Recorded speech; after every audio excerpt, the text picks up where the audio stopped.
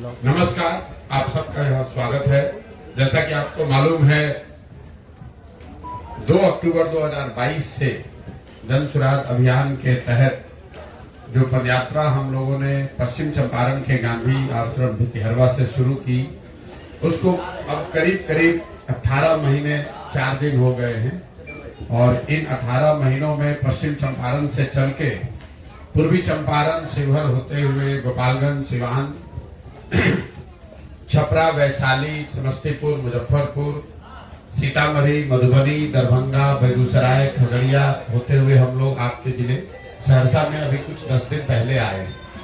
अभी मैं सहरसा में करीब 15 से 20 दिन और रहूंगा। पदयात्रा का जो स्वरूप है आप देखते हैं, हम लोग का प्रयास होता है कि गांव गांव जाएं और मैं और मेरे साथ जो पदयात्री हैं, तो प्रयास ये होगा कि कम से कम 90% गांवों में जरूर हम लोग व्यक्तिगत तौर पर वहां पहुंचकर लोगों से मिले, उनकी समस्याओं के बारे में जाने, उसका अध्ययन करें, उनको जन सुराज के बारे में बताएं। पदयात्रा के जो 3 मुख्य उद्देश्य हैं, वो पहला उद्देश्य ये है कि बिहार, मेरी अपनी जो 15-20 वर्ष की राजनीतिक सामाजिक समझ है, पहले संयुक्त राष्ट्र संघ में, फिर 10 वर्ष राजनीति के क्षेत्र में, मेरा जो अध्ययन है बिहार को लेकर या समझ है, उसके अनुसार बिहार की जो बदहाली, बर्बादी, गरीबी का कारण है, वो उसकी मूल वजह ये है कि यहाँ पर एक तरह से पिछले 30-40 वर्षों से राजनीतिक बंधुआ मजदूरी बन गई है। जैसे देश में पहले गुलामी होती थी, वैसे बिहार में राजनीतिक तौर पर लोगों की गुलामी हो गई है, चाहे वो जात के नाम पर हो, हिंदू मुसलमान के नाम पर हो, या भाजपा के डर से लालू और लालू जी के डर से भाजपा। तो ये जो समस्या है, हम लोग बात करते हैं कि बिहार में सड़क नहीं है, पढ़ाई नहीं है, रोजगार नहीं है, गरीबी है, पलायन है, ये सारी बातें लोगों को पहले से पता है।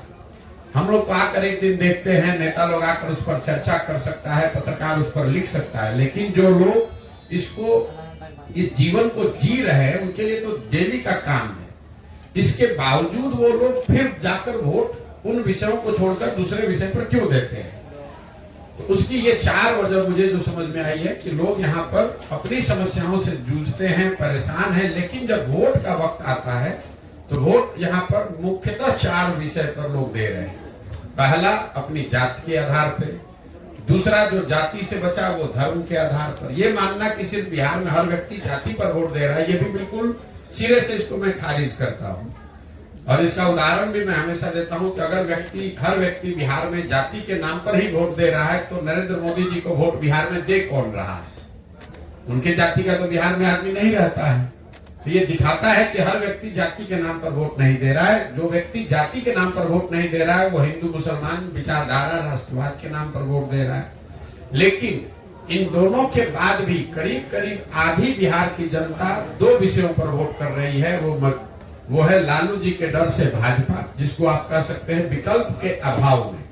भाजपा को दे नहीं सकता इसलिए लालू जी को दे रहा है, लालू जी को नहीं दे सकता इसलिए भाजपा को दे रहा है।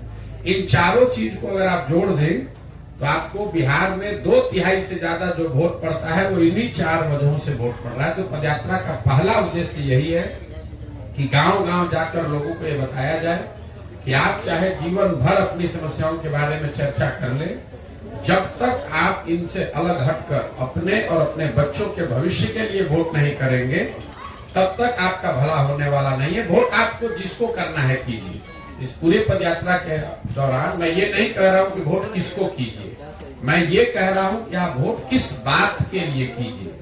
अगर आपको मोदी जी को वोट करना है, मोदी को करो, लालू को करना है, लालू को करो, लेकिन वोट अपने और अपने बच्चों के लिए करो। ये पदयात्रा का पहला उद्देश्य है, गांव गांव जाकर बताना। दूसरा उद्देश्य ये है कि लोग जो मजबूरी में वोट कर रहे हैं, विकल्प के अभाव में, जिनको समझ है कि हमको जाति के आधार पर नहीं, धर्म के आधार पर नहीं वोट करना है, लेकिन उसके पास विकल्प नहीं है, तो वो विकल्प के अभाव में वोट न करना पड़े, इसके लिए लोगों को हम ये बता रहे हैं कि आप साथ में आइए और आप मिलकर एक नया दल बनाइए। कई लोगों को ये लगता है मेरे नजरिए से कि पहले नेताओं की, दलों की मदद करते थे, अब बिहार में ये क्या नया काम कर रहे हैं। तो मैं आपके जरिए से आपको और आपके दर्शकों को, बिहार की जनता को बताना चाह रहा हूं कि मैं नया काम कुछ नहीं कर रहा हूं। जो काम हम पहले कर रहे थे वही काम कर रहे हैं। पहले मैं नेताओं को, दलों को सुझाव देता था कि किस तरीके से अपने संगठन को, दल को व्यवस्थित कीजिए, कैसे आप किन मुद्दों को लेकर जनता के बीच में जाइए, कैसे प्रचार प्रसार कीजिए, कैसे चुनाव लड़िए, जीतिए। वही काम हम आज कर रहे हैं। फर्क बस इतना है कि पहले दल और नेता के लिए कर रहे थे, अब बिहार के समाज के लिए कर रहे हैं। तो पदयात्रा का दूसरा उद्देश्य है कि लोगों को, समाज को बताया जाए, और जो लोग राजनीतिक तौर पर जागरूक हैं, नया दल, नया व्यवस्था बनाना चाहते हैं, उनको संगठित करके उनकी मदद की जाए ताकि बिहार में एक नया दल, नया विकल्प बन सके। और तीसरा पदयात्रा का जो उद्देश्य है कि अगर लोग सही तरीके से वोट कर भी दें, सही लोग चुनकर आ भी जाएं, तो भी बिहार तब तक नहीं सुधरेगा जब तक बिहार को सुधारने का एक नजरिया, एक प्लान, सोचा समझा विजन ना हो।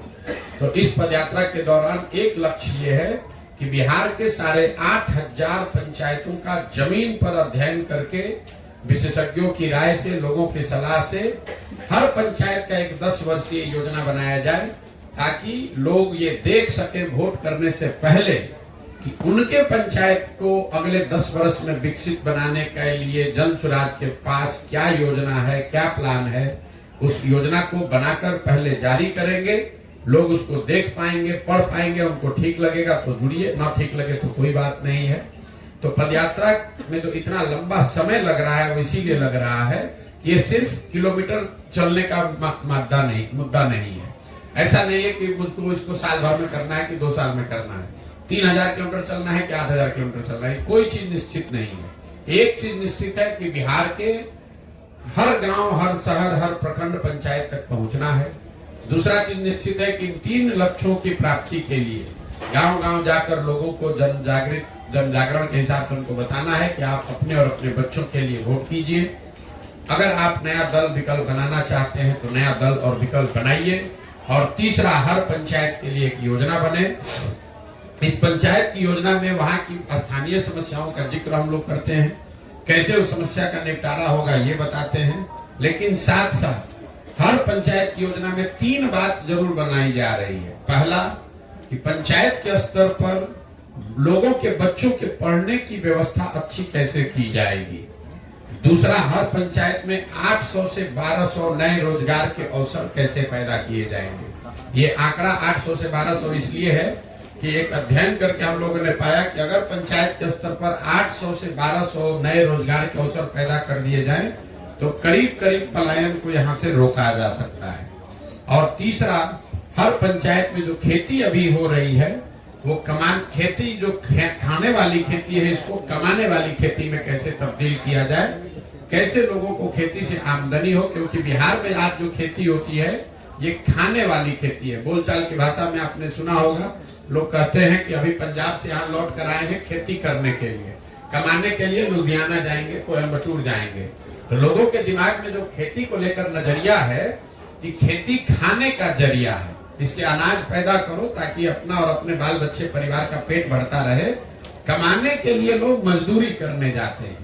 तो ये योजना बनाने का प्रयास कि बिहार में जो खेती करने वाले लोग हैं उनके लिए खेती कमाने का जरिया कैसे हो, ये एक लक्ष्य है। इन 3 लक्ष्यों को लेकर अभी 18 महीने से चल रहे हैं, 1-1.5 साल और लग सकता है, लेकिन पूरी तरीके से दृढ़ संकल्पित हैं। इस काम को पूरे बिहार में करेंगे। करने के बाद लोगों को एक साथ संगठित करके नया दल बनाया जाएगा और उसके बाद आगे की यात्रा, आगे की जर्नी शुरू होगी। अब आपके जो सवाल हैं यात्रा के दौरान के मेरे अनुभव या दूसरे कोई भी आप सवाल करना चाहते हैं तो आप सवाल कर सकते हैं। बहुत बहुत धन्यवाद।